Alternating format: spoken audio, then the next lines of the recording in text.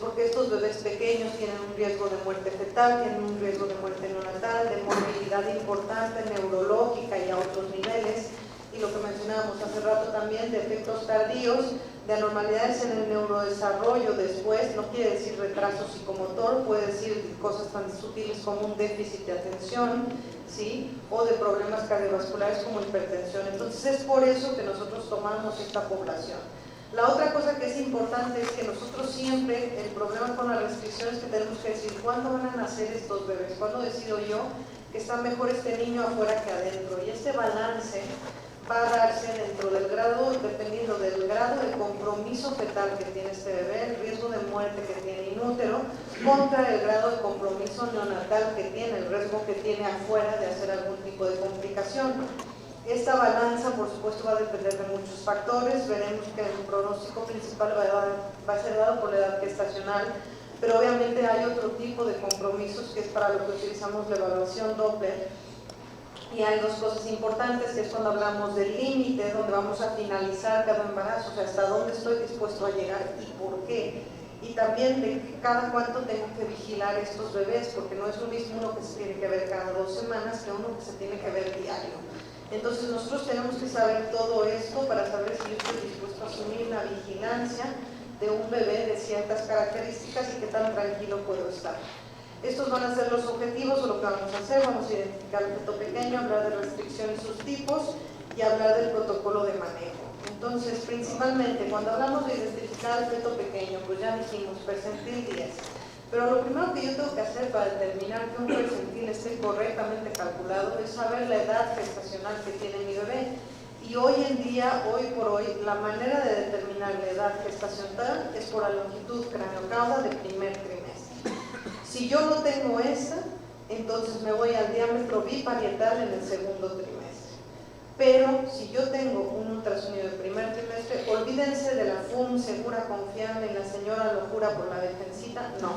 O sea, yo necesito, si yo tengo una mención, la mención pesa sobre todo. Si la mención varía menos de 3 días en relación a la FUM, entonces sí, yo puedo decir la FUM coincide con el ultrasonido, no hay ningún problema. Pero si mi FUM no coincide con el ultrasonido con una diferencia mayor, yo tengo que utilizar la medición de la longitud craneocaudal. Y hay varias calculadoras, nosotros tenemos en línea esta, pero hay varias calculadoras, inclusive donde ustedes meten el CRL y les da la fecha de última regla por ultrasonido, y esa es la que tenemos que usar. Y sabiendo la edad del bebé, entonces yo ya puedo decir, bueno, entonces yo tengo un bebé que efectivamente tiene una edad estimada correcta. Ahora sí me voy a las curvas, saco mi peso fetal estimado y veo en qué percentil está. Y ya sabiendo en qué percentil está ese bebé, yo voy a poder determinar si está por debajo del 10, por arriba del 10, y entonces si voy a considerarlo pequeño o no. Pero aquí la edad gestacional es muy importante y fundamental que se utilice el CRL. Cuando hablamos de restricción contra un bebé pequeño, pues también nuevamente, esto ya lo mencionaron un poco, pero aquí ahondamos. Nosotros tenemos un bebé por debajo del P10, entonces, ¿qué es lo primero que tengo que ver? Bueno, tengo que ver si es normal, ¿no? Entonces, para yo determinar si este bebé pequeño es normal, tengo que hacer una serie de estudios. Por lo menos tengo que hacer un ultrasonido estructural completo y asegurarme que ese niño estructuralmente esté bien. Si no tiene cardiopatía, no tiene hernia, no tiene gastrosquisis, no tiene ninguna situación patológica que me condicione que no esté creciendo. Si tiene riesgo de primer trimestre, también tengo que ver si efectivamente ese riesgo fue bajo, porque el hecho de ser pequeño aumenta 10 veces la posibilidad de tener una cromosomopatía. Entonces aquí yo puedo decidir o no modificar el riesgo para síndrome de Down u otras situaciones.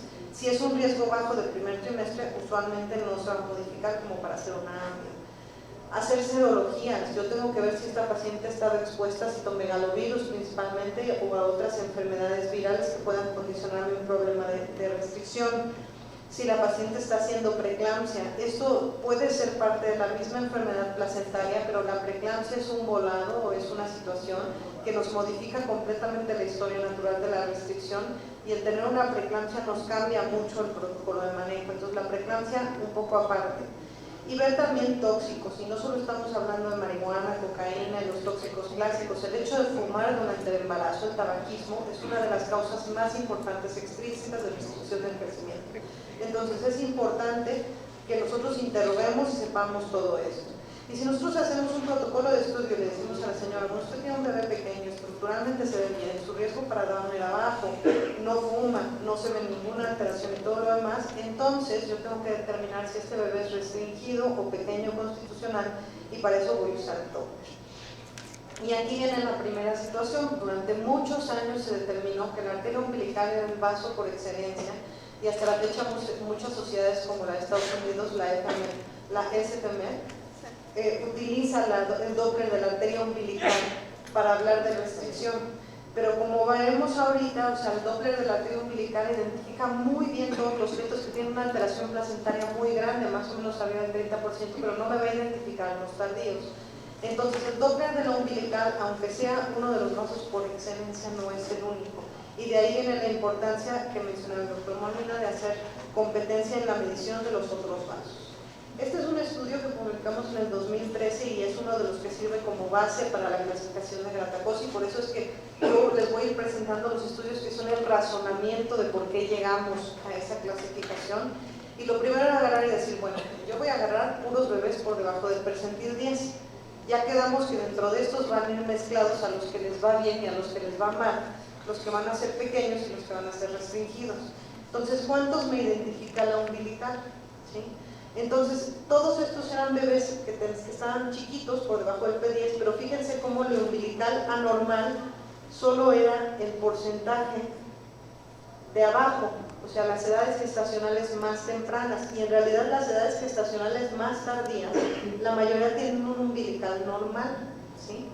Pero ahora fíjense qué se pasa cuando vemos resultado perinatal. Cuando vemos resultado perinatal, resulta que los tardíos que supuestamente tienen umbilical normal, de todos modos tienen un resultado perinatal adverso, ¿sí? Entonces, la umbilical solo me está identificando estos.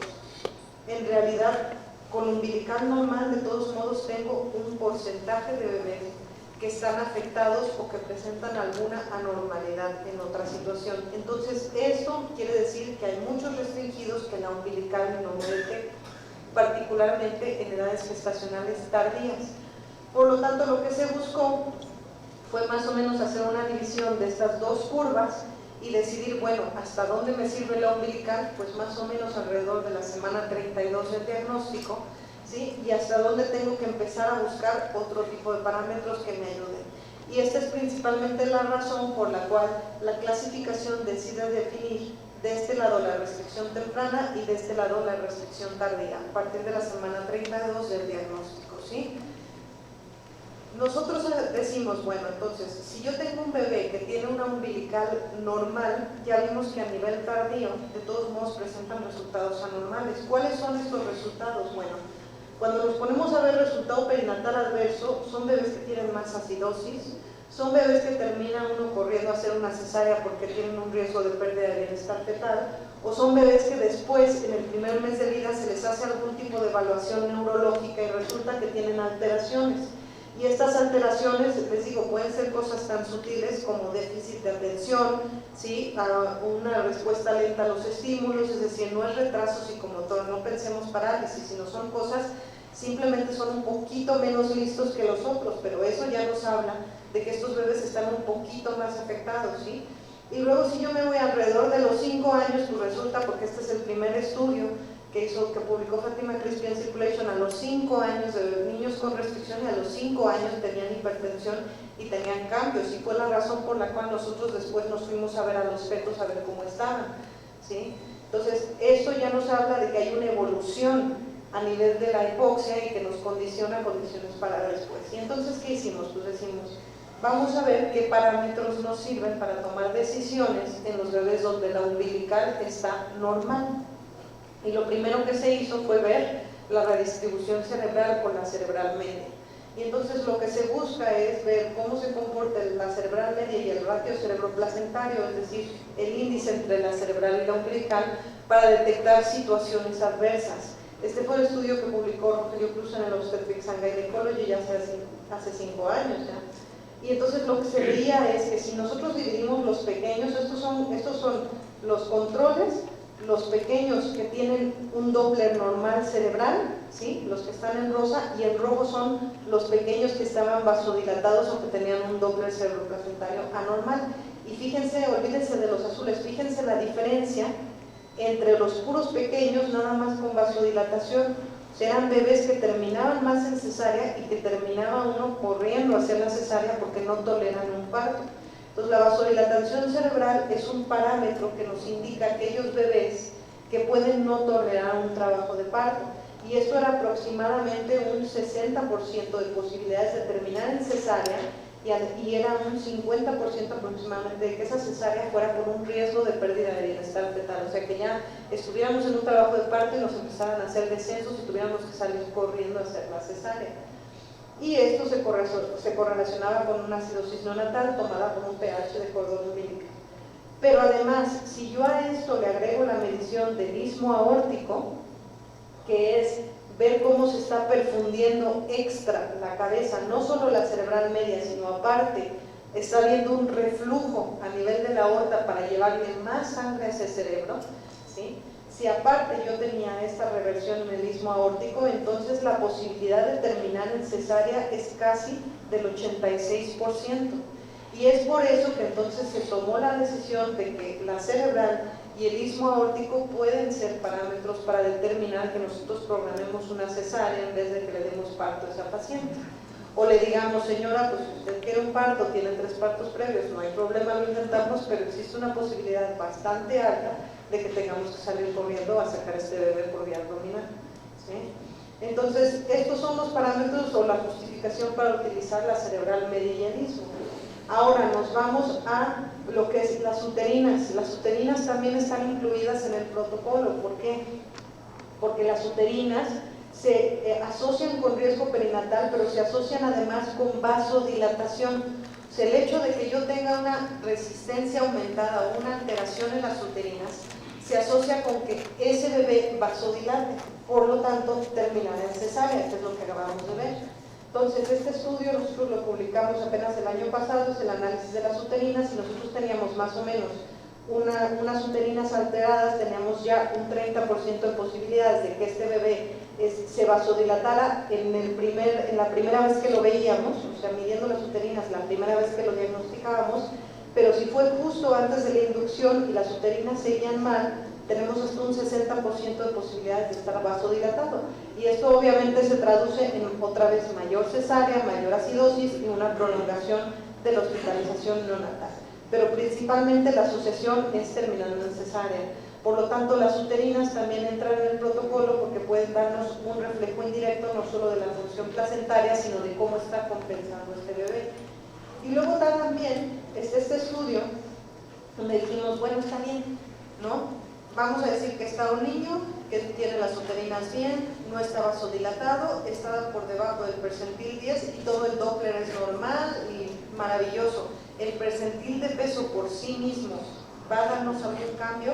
Entonces aquí son niños con Doppler, son fetos con Doppler completamente normal, pero la diferencia es que estos en rojo están por debajo del percentil 3. Ya son bebés que están en percentil 2, 1 o inclusive por debajo del 1, comparados con un bebé que digamos que es un percentil 6 o 7.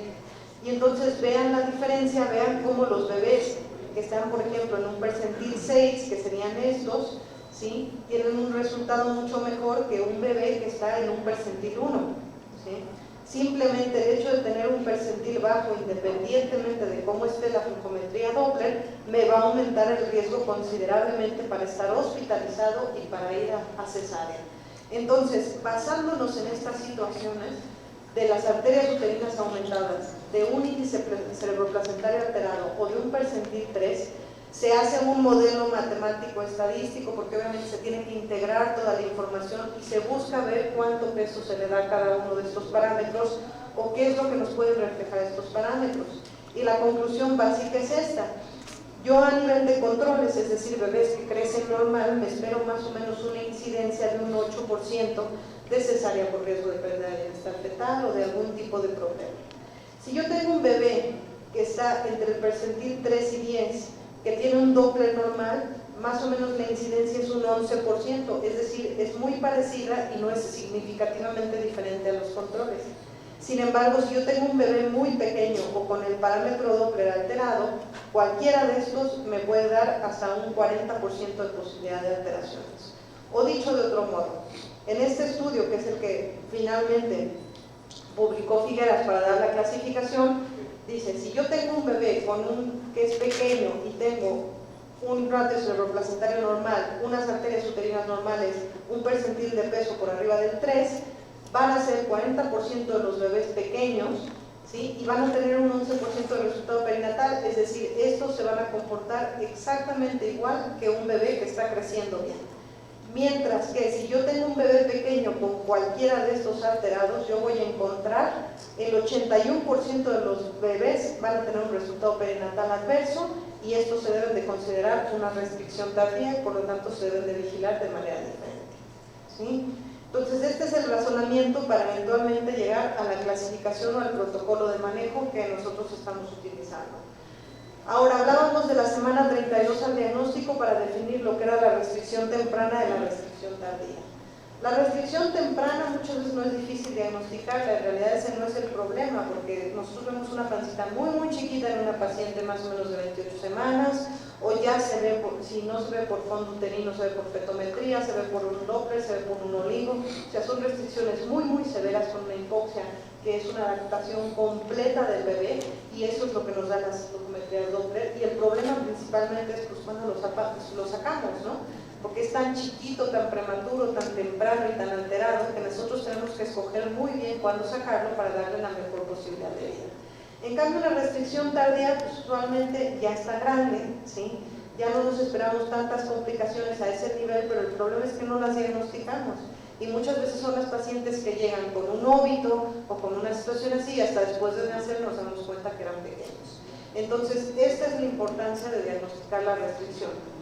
De la restricción temprana siempre se había dicho que la mortalidad era muy grande, la mortalidad siempre se ha relacionado con las semanas de embarazo en la que nace el bebé, pero en realidad el estudio más reciente, que es el TROFOL, ha demostrado que la mortalidad no era tan grande como lo esperábamos, y esto es porque si se tiene un protocolo de manejo o si se tiene una manera establecida de manejar estos bebés, la mortalidad en realidad no es como una restricción inesperada, por decirlo de alguna manera, o una restricción donde no sabemos qué vamos a hacer con este bebé. La mortalidad, por supuesto, debajo de la semana 26 es bastante alta, ¿sí? Pero esto va bajando hasta la semana 32, volverse casi nula en zonas de Europa, y nosotros aquí en centros de tercer nivel con un buen servicio de neonatología somos bastante equiparables, pero por supuesto esto en un hospital de segundo nivel o en otras áreas donde no se tienen esos recursos, se tiene que adaptar a lo que nosotros tenemos, a los neonatólogos que tenemos, a lo que nos digan nuestros pediatras y a los recursos que existen. ¿Qué pasa con la restricción temprana? Y esta también es la secuencia que vimos previamente, pero aquí lo que hay que entender es que yo tengo una placenta que está muy afectada más o menos más de un 30%, por lo tanto, como no le funciona bien una tercera parte, voy a hacer una hipoxia que se va a compensar principalmente por la arteria umbilical. Va a estar haciendo una situación donde va a existir una resistencia gracias a este cambio en la placenta, donde se va a alterar el ratio cerebroplacentario a expensas de la umbilical, y el bebé va a empezar a compensar a nivel del sistema nervioso, va a empezar a mandar toda la sangre que pueda para proteger al cerebro de una manera temprana, por lo tanto vamos a ver cambios en la cerebral y en el istmo aórtico. Esta hipoxia, como es temprana, le da mucho tiempo al bebé de generarla, y es un bebé que aunque nosotros lo veamos muy pequeño y muy afectado, se adapta mucho al entorno tan adverso que tiene, es un sobreviviente este bebé. Entonces va cambiando todo esto y va compensando todo lo que puede hasta que llega a tener una isquemia cardíaca severa si el estímulo sigue, que es cuando ya vamos a ver el ductus venoso que se altera. Mencionábamos que el ductus nos refleja cómo está compensando ese corazón. Y una vez que el ductus venoso se altera, se van a alterar otros parámetros, como puede ser el registro cardiotocográfico, hasta que eventualmente entra en falla cardíaca y muere. Esta es la secuencia, entre comillas, la historia natural o la secuencia normal de una restricción temprana. Y aquí, como son bebés tan prematuros, nosotros tenemos que decidir el mejor punto dependiendo de cuántas semanas de embarazo tiene para que este bebé nazca. Entonces, ¿qué pasa si yo tengo una restricción temprana? Muy temprana. Este es un estudio que publicamos en el 2012, donde hicimos un estudio multicéntrico con el Hospital Clínico de la Universidad de Chile, en Barcelona, y con el de Lovaina, el grupo de Jean Deprez, donde nosotros buscamos definir a nivel temprano, ¿sí?, en la restricción temprana, cuál era el mejor parámetro para evaluar mortalidad. Ahorita estamos hablando de cuándo decido sacar un bebé o no para que no se me muera. Y entonces nosotros evaluamos varios parámetros cardiovasculares, incluyendo el índice de T y el istmo y el ductus. La última medición que teníamos antes del parto o antes de que diagnosticáramos un óbito en ese bebé, ¿sí?, hablando de muerte intrauterina o muerte neonatal dentro del primer mes de vida, ¿sí? Y aquí vamos a ver. Y lo primero que quedamos o que encontramos es que efectivamente la edad gestacional es el parámetro más importante. Yo puedo medirle 50 cosas a un bebé, pero si está por debajo de la semana 26, ¿sí?, más del 90% de estos niños se van a morir. Se van a morir adentro o se van a morir afuera, pero se van a morir. Por lo tanto, yo por debajo de la semana 26 tengo que ser muy cauteloso con los padres y decirles, miren, si el bebé está muy afectado, ay doctor, es que sáquelo, es que señora, si yo lo saco, de todos modos tienen más del 90% de posibilidades de morirse. En este caso vamos a seguir vigilando hasta que lleguemos al siguiente puente, y el siguiente puente es más o menos la semana 28. ¿Por qué? Porque arriba de la semana 28 en realidad más del 90% sobreviven, solo el 3% se mueren, ¿sí? Entonces arriba de la semana 28 yo ya sé que va a sobrevivir, ahorita hablamos de cómo, pero sé que va a sobrevivir, ¿sí? Pero ¿qué pasa en las semanas del medio? En las semanas del medio tenemos un 30% que se nos puede morir, y aquí es donde entra el conducto venoso, y por eso es el parámetro de excelencia en el embarazo temprano para hablar de cómo sacar o no sacar este bebé. Si yo tengo un ductus venoso que tiene un flujo anterógrado, aunque esté muy elevado el índice de flujoquilidad, si el flujo arterial es presente, la mortalidad es muy baja. En cambio, si yo tengo un flujo arterial ausente o reverso, la mortalidad es muy alta. Entonces, ahora sí, si yo tengo un bebé de 27 semanas, es, doctor, pues lo aguantamos, pues ¿cómo está el ductus? Presente, lo aguantamos. 2 días después, ¿cómo está el ductus? Presente, lo aguantamos. Y así vamos hasta que lo vemos que se revierte, ¿sí? O pasamos de la semana 28 a otro punto de corte y decidimos, bueno, pues este bebé ya tiene una alteración hemodinámica donde ya tendría que sacarlo, ¿sí?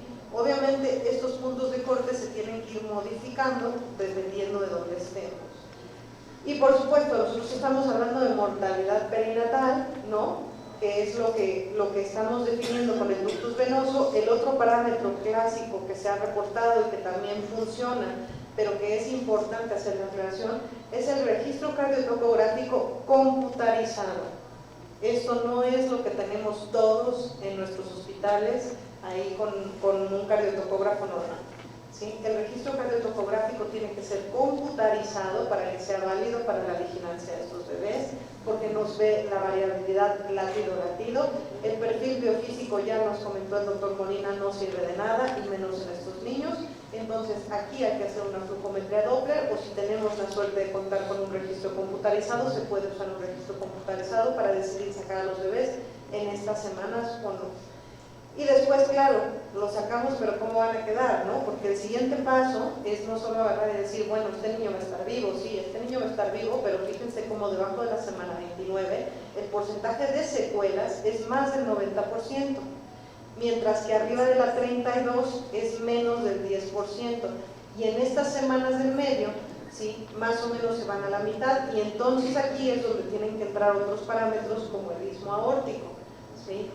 Si nosotros tenemos un ductus alterado, tenemos un bebé muy prematuro como el que les comentaba, y tenemos que sacarlo porque no hay duda, ¿no? O sea, llegamos a la semana 28 y algo y el ductus se revirtió. Hay que sacar ese niño porque se va a morir, pero hay que estar conscientes de que las secuelas neurológicas van a estar presentes en más del 90%, y esto es algo importante que hay que comentar con los padres también, ¿sí? Entonces, todos los parámetros, obviamente, por eso es que estos niños son de tan difícil manejo, ¿sí? Porque obtener un resultado muy bueno es desafortunadamente muy raro, y aunque los vigilemos muy bien y les sigamos el momento oportuno, la mayoría de ellos van a tener algún tipo de consecuencia o de secuela. Restricción temprana, por lo tanto, el problema principal es que se mueren. Hay que ver qué edad gestacional tengo, y luego hay que utilizar el ductus venoso por debajo de la semana 28 para determinar si nace o no. Además de esto, tenemos que hablar con los padres y decir, dentro de la morbilidad neurológica hay que utilizar un protocolo, pero lo que les decía yo, si hay preeclampsia presente, aguas. La preeclampsia es de esos factores donde nosotros tenemos una restricción muy estable, va muy bien todo, perfecto. La paciente hace un cambio en tensión o hace alguna complicación y tenemos una muerte fetal. La preeclampsia es tierra de nadie en este sentido, nos puede cambiar la historia natural de la restricción temprana. Aquí el siguiente paso es hablar de restricción tardía. Voy a tratar de apresurarme para no ocupar mucho más tiempo. Cuando hablamos de restricción tardía, ¿aquí qué pasa? Que aquí lo que pasa es que está más leve todo el asunto. Como la lesión placentaria es mucho menor, en realidad nunca vemos cambios a nivel de la arteria umbilical, que era lo que veíamos desde un principio. Esta es una placenta que está medio tocadita, pero en realidad no lo suficiente para que nos enseñe esto. ¿El bebé se adapta? Sí se adapta. Sigue modificando su cerebral media y todo porque le falta un poquito oxígeno, pero como que va adaptándose, no hace una adaptación tan severa como el otro bebé y va modificando dependiendo del que lo necesita. Pero como no tenemos una resistencia tan aumentada y todo, el bebé nunca va a hacer una adaptación cardiovascular sistémica, por lo tanto el ductus venoso también no se va a alterar y vamos a tener un bebé que la manifestación principal va a ser la adaptación que pueda tener con la cerebral media, pero la situación es que si hay un cambio hemodinámico fuerte, este bebé se puede deteriorar rápidamente. No es como el otro que está acostumbrado a estar en un ambiente hostil. Como va modificando poquito a poco, no tiene una tolerancia buena a una hipoxia severa, ¿sí? No está acostumbrado a que se le cambie el cuerpo tan rápido. Entonces, en ese tipo de situaciones, por eso es que estos se asocian a óbito tardío, porque cuando hay un cambio muy súbito de las condiciones intrauterinas, no lo toleran. Más o menos 40% de los óbitos del embarazo tardío, casi la mitad, fíjense, se asocian a restricción, por eso es que decimos que casi no se diagnostican y por eso es importante hacer una detección sistemática. Y si yo sospecho que un bebé no está creciendo bien, tengo que seguirlo. Con lo cual, tenemos dos entidades diferentes que son la restricción temprana y la tardía y vamos a hablar del protocolo. Yo aquí podría terminar la plática sin problemas. Este artículo de 2014, que es la clasificación que utilizamos nosotros de Francesc Figueras, está disponible gratuitamente en el Fetal Diagnosis and Therapy, pero aquí la cuestión, lo importante que tenemos que revisar, aparte de entender de dónde viene esta clasificación, es que nosotros tenemos que estar conscientes de si somos competentes de medir todos los vasos que implica la clasificación para hacer un seguimiento de estos bebés.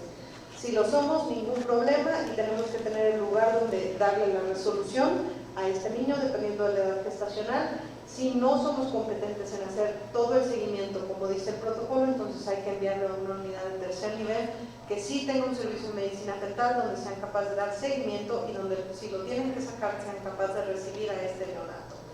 ¿Cómo va a ser el seguimiento? Pues esto va a depender, igual que todo, de cuál es el sapo la pedrada. Si yo voy teniendo un Doppler que no está muy alterado, puedo hacer un Doppler semanal, pero si empiezo con anormalidades como puede ser una ausencia del flujo diastólico a nivel de la umbilical, puedo requerir verlo hasta 2 veces por semana. Si estos flujos van empeorando, puedo requerir inclusive verlo hasta diariamente, ¿sí? Y esto va a depender de las semanas de gestación. Si yo tengo un bebé de 26 con 2 semanas y el ductus venoso está pulsátil, yo tendría que estarlo viendo cada día o cada 2 días para ver el momento en el que se revierte. Entonces depende mucho de las semanas de gestación y por eso es que el protocolo es bueno para seguimiento.